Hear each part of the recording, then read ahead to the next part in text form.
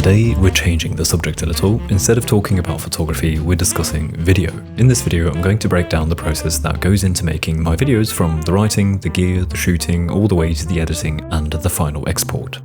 I'm hoping to answer a lot of questions concerning this process by making a video about how I make my videos. Let's begin. Laid under the willow tree the last weekend of summer. If you've been following me for a while, you'll know that I have some general formats that my videos fall into and that there are structural similarities to how I make these. Most of them are based off of some sort of source material. That can be, for example, a shoot that I went on and documented, or a shoot I've planned and will be documenting, or something I'll be trying out, such as a film or a camera. If it's not simply me documenting a shoot like I did a couple weeks ago, then there usually is a pre-production process in which I create a rough concept.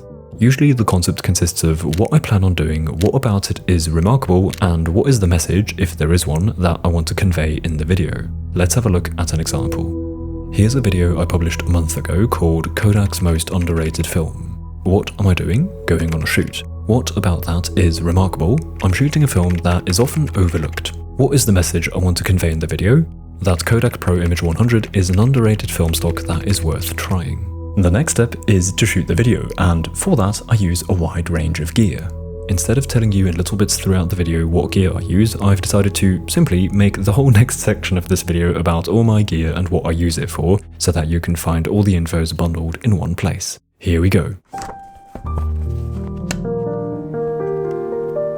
To film my shoots, the most common piece of gear I use is this little thing, a GoPro Hero 8. I use this head strap here to strap the GoPro onto my head, which I know looks a little silly, but I've learned to not care about it. This setup allows me to get these POV shots you know from my videos. Something I love about the GoPro Hero 8 is the fantastic image stabilization, which allows me to just walk around like usual and still get usable, not overly shaky POV shots of me practicing my photography.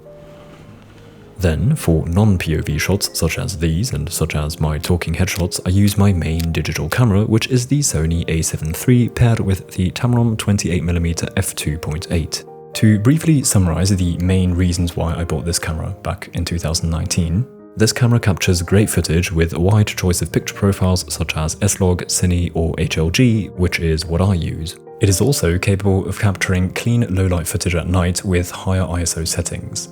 Nothing crazy, but sufficient for what I do. I found that for me the limit is ISO 2000, which is enough for my purposes. Lastly, and actually the top reason for this choice back then, was Sony's famously incredible autofocus.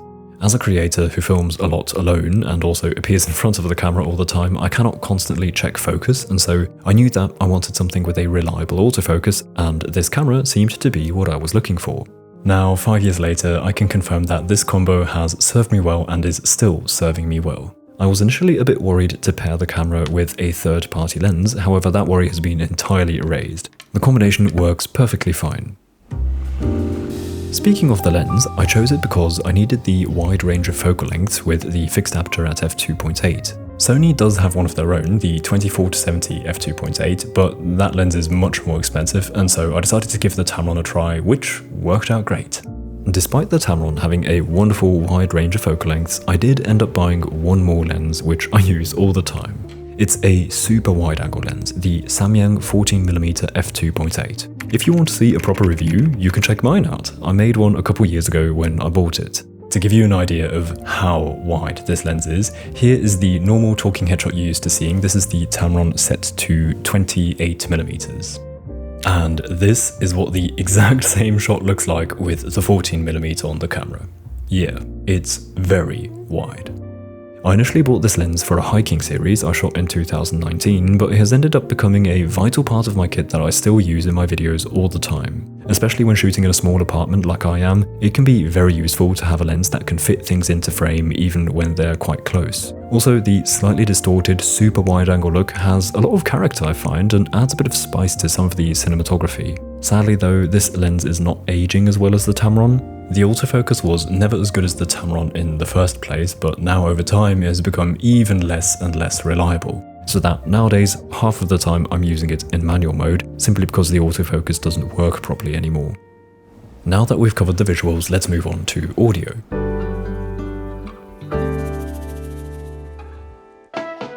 when walking with the GoPro on my head, I just use the audio from the GoPro, which is actually surprisingly good. But to record my voiceovers or capture the audio of anything I'm shooting with the Sony, I use this little Rode Video Micro. Back when I bought this mic because I knew Rode was a good quality brand. However, I wanted to save some money, and so I decided to pick one of their mics that are in the lower price range. And to my surprise, this mic is so good that I still haven't upgraded it. For my uses, this is perfect.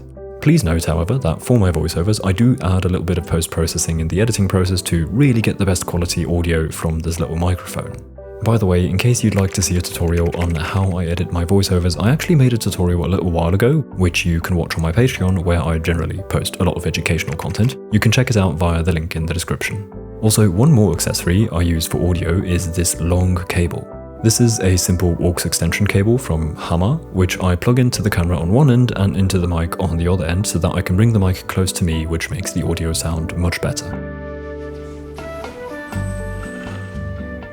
Lastly, let me show you one more piece of equipment that I use all the time, which is this light and softbox by Newer. I bought this in 2019 and I chose this light simply because it was cheap. As you can see, the lighting you can produce with this is great. It's such a good beginner light. Personally, however, I'm looking to upgrade this because you do really feel the low price when actively working with the light. The lighting looks great, which is the most important thing. However, the tripod feels quite wobbly and the light just never feels really stable, so that is where they saved, I suppose, to drive down the price. Anyway, that was an overview of the most important pieces in my gear kit, which allow me to produce my videos.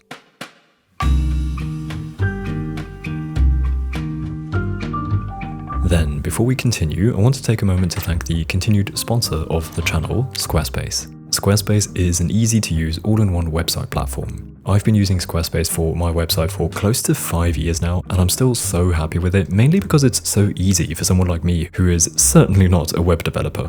I use my Squarespace website as a portfolio where I showcase projects of mine. However, you can build pretty much anything on Squarespace, be it a simple blog or an online shop or a site for bookings if you're a freelancer. They will have what you need. I built my page by starting off with a template, which Squarespace offers a whole lot of, and then customizing the layout and design to my liking. This process has been so well optimized by them thanks to their drag and drop editor called Fluid Engine. I seriously love that they've created this tool that makes the process of being creative while making a website not feel slow or tedious, even though I'm a technical noob when it comes to web design. I really recommend that you try it out for yourself. You can head to squarespace.com for a 14-day free trial, by the way, and then when you're ready to launch your website, you can go to squarespace.com/Crawford to save 10% off your first purchase of a website or domain. Thank you so much to Squarespace for continuously supporting my channel and my work here. I really appreciate it.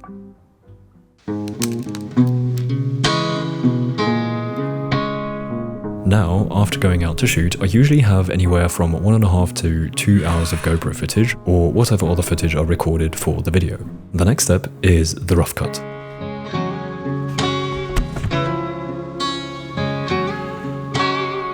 The rough cut, as the name suggests, is the first edit in which I get a rough idea of what footage to include and in what direction the video is going. By the way, for this part of the process, I've been working with an editor who helps me by doing the rough cuts and some editing for me before I tackle the rest later on. So shout out to Vini for always helping me out here. Once the rough cut is done, it's time for the video's concept to materialize into a script. The script can be very different depending on the video. Here are a few examples so that you understand. This video, in which I simply took you with me on a shoot on a fine spring day, was quite an easy script. I'll write an intro and set the stage in a way by describing what the video is going to be about and maybe adding some context such as why I went out to shoot or where I'm going. After that, I simply write my commentary in which I share my thoughts on the photos. A much more complex example is the video about the simple habit that will improve your photography. In that video, I interviewed my friend Flo on the topic and then integrated that interview in the video. I began the script by writing an introduction again and explaining the basic outlines of the point I was trying to get across in the video. Then, to smoothly integrate Flo into the video, I had already edited the part of the interview that I wanted to include in the video so that I could then write the script around those parts because I wanted to create this back and forth between Flo and me. Finally, I wrote a conclusion to tie everything together at the end. Similarly difficult was the script for the video with Megan because there was so much footage in which Megan and I were speaking, and so the script always had to be directly referencing the things we were saying in the footage because of course I don't want to be repeating myself. Anyway, once the script is written, it is time to record the voiceover. I got floaters in my eyeball, coasters by the shot glass, smoking let my mind fall, plenty roaches, no air. To record the voiceover, I do something a little silly. I do not have a proper audio recorder and I haven't been able to make my computer work as one, and so I simply use my camera. I set up my camera like this with the microphone turned around facing me and sit here with the script in front of me and speak. Then later, I simply extract the audio from the video file I recorded. To get the best possible audio quality, I always try to keep my microphone at a good recording distance from my mouth.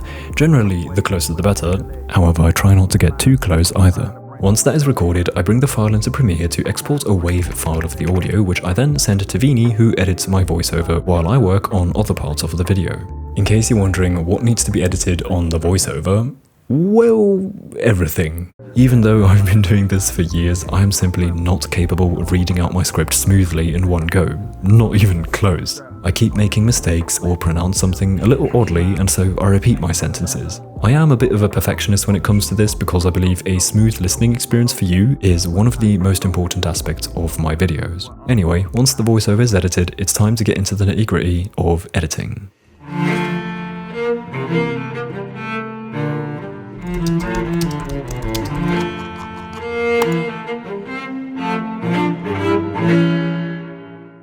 This part of the process is, again, different depending on the type of video. In a simple behind-the-scenes photography video like the one in which I took you with me on a sunny day in spring, I just edit from start to finish, shortening the video to only the relevant bits, working on the timing, adding music, and deciding which part of the footage should be matched to the commentary. On the other hand, when it's a more complex video, such as the one with Floor, or in fact, this one you're watching right now, I like to edit the entire audio first. So I'll look for all the music I want to use and work on the timing and all that, and basically have a finished video but without the visuals, just the audio. After that, I decide what visuals I want apart from the source material. All the spots in between need filling, and that is where talking headshots and B-roll come into play. I made the entire video as an audio experience already, and then decide where the talking head parts could fit in and where I could add B-roll. To plan that, I add text into the timeline which describes the shot I want to use to fill this. Also, I use Premiere's labeling function to color code the clips. Everything magenta is either a talking headshot or something that is going to become a talking headshot that I have yet to shoot. Anything labeled aquamarine is a clip that needs to be replaced by an animation that I'll work on in After Effects. And anything yellow is just generally something that needs replacing, usually it's just a placeholder for B-roll. After filling the entire video with placeholders, I basically made myself a shot list, and so the next step is to shoot.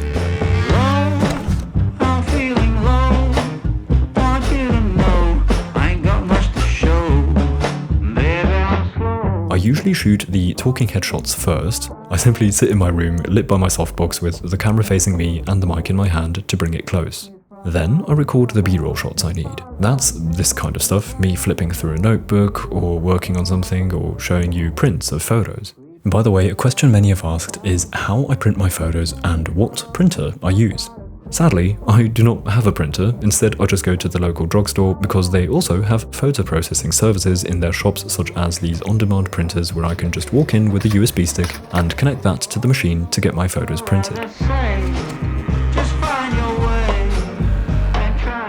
Anyway, with all the talking headshots and the B-roll done, it is time to import that material into Premiere and replace all the placeholders with the footage. That then leaves me with just the aquamarine placeholders, which I tackle next. Those are my animations, which I make in After Effects. That's this kind of stuff. And now we're coming close to the end. The video is basically done. What is left are cosmetics. I want to make the video prettier, so it's time to work on some color grading. I usually begin with the talking headshots and then simply copy the adjustment layer over to the next shots. And then I just color the rest from front to back. I'm not going to dive into the actual color grading process because that would just be too much for one video. As you've seen so far, this video is more of a general overview of how these videos are made. There are a lot of technicals to get into though, such as the color grading. Like with the audio, if you really want to see a tutorial on the color grading, I have multiple color grading tutorials already on my Patreon. Those can hopefully help you out. With the color grading done, I also just work on some other finishing touches, such as checking the audio, mixing the levels for a better listening experience, adding sound effects where suited, and stuff like that. And then at last, the final step is to export the video. For the final export that goes on YouTube, I simply use Premiere's preset setting called YouTube 2160p 4K Ultra HD. This will compress the video into a neat file that is still big, but nothing enormous, without a visible loss in quality. However, this requires a lot of compression and can take a long time, especially when working with a lot of effects such as grain. That is why I rarely export the timeline directly into this compressed format. Instead, I first render a ProRes 422 file, which is less compressed and will result in a huge file, but then I can simply import that file into Premiere and export it again, but this time in that more compressed format that is stored for YouTube, and this process takes up much less time than if you'd directly compress everything strongly. And that concludes my process. Of course, every video has its own little differences, which I tried to make clear in this video, but mainly I wanted to provide you with a general overview of the process with a little dive into the gear and a few other parts. I really hope this could help you out and answer a few questions. If you still have questions left, feel free to leave them in the comments, and I'll try to get back to them every now and then in between my work on the next videos. Before saying goodbye, I would like to say thank you to the lovely people supporting me in my work on Patreon. Thank you so much to each one of you. If you're interested in Lightroom presets, tutorials, or postcards, you can check out my page via the link in the description. Also, I have a print shop, by the way, in case that is of interest to you, also in the description. With that said, I hope to see you again soon. Until then, goodbye.